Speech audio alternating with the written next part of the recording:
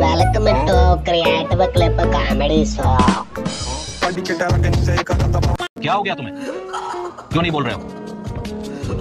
कुछ तो बोलो, कुछ तो बोलो भाई। अभी हम कुछ नहीं बता सकते आपको, हम डिस्प्रेशन में भी हैं। कोचिंग में है? डिस्प्रेशन में है। अभी कुछ नहीं बताइए। यहाँ कुछ नहीं बताएंगे। डिस्प्रेशन में है जी। ये अभी कह रहे हैं कि अभी कुछ सवालों का जवाब नहीं दे सकते क्योंकि डिस्प्रेशन यानी कि डिप्रेस।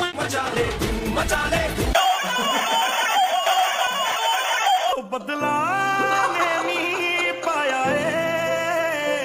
रोज आते हैं इस उम्मीद पे आज जीतेंगे, कल जीतेंगे, परसों जीतेंगे, रोज हारते हैं। वाह क्या सीन है, वाह क्या सीन है।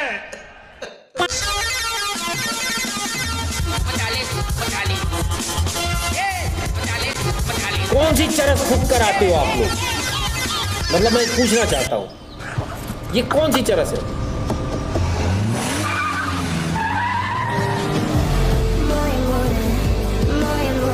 एकदम इन्होंने वक्त बदल दिया, जज्बात बदल दिए, जिंदगी बदल।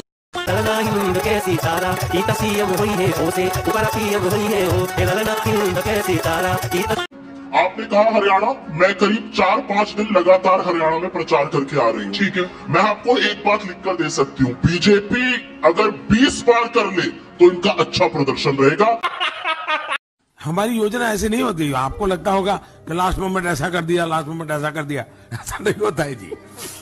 हम बहुत डिटेल में प्लान करके चीजों को ऑर्गेनाइज करते हैं। Jairam sir, just wanted to ask you, what is the message? What is the Pawan sir? What is the message that you're trying to give to your state units? मैं गाली नहीं दे सकता, गाली नहीं देना। फैमिली देखती है, वरना मैं ऐसे गाली दूं, ऐसे गाली दूं ना, जिंदगी भर याद रखें ये बड़े।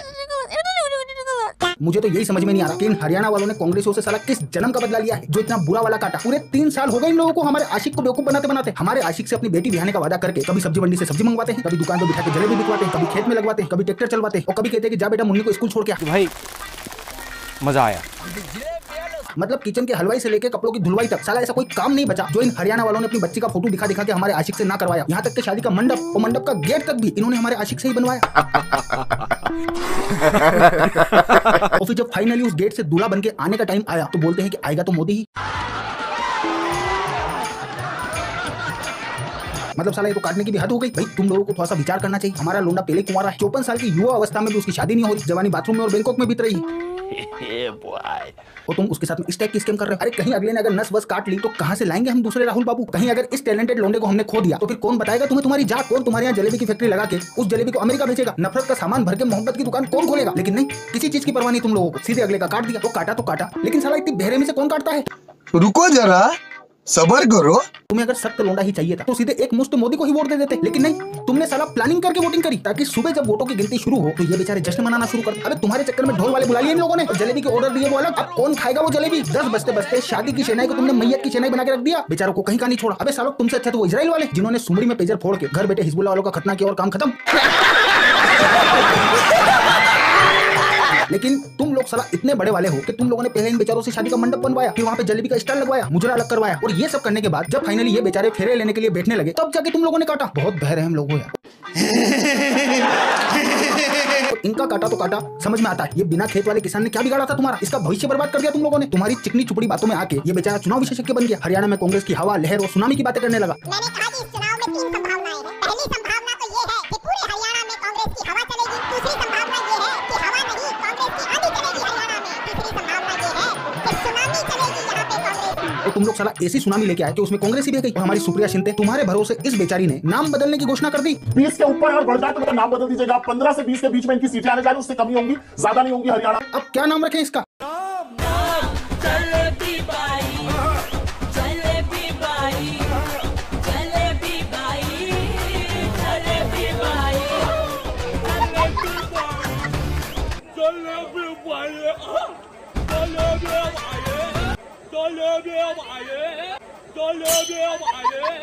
मतलब कुछ तो रहम करना चाहिए था यार। और चलो मानता हूँ कि भैया ये सब तो पॉलिटिशियंस थे, इनसे किसी भी कारणवश तुम लोगों की नाराजगी हो सकती है, लेकिन ये एग्जिट पोल वालों ने क्या बिगाड़ा था तुम्हारा? इनका क्यों काटा? इनकी दुकानों पे ताला लगवाने पे क्यों तुले हुए हो? मतलब बेचारों ने तुमसे यही पूछा था ना कि किसको वोट दिया। अरे तो बता देते कि भाई बीजेपी को वोट देके आए, लेकिन नहीं, तुमने ऐसे जलेबी की तरह बातें घुमाई कि ये बेचारे कांग्रेस को 70 सीटें दे बैठे। एकदम इन्होंने वक्त बदल दिया, जज्बात बदल दिए, जिंदगी बदल दी।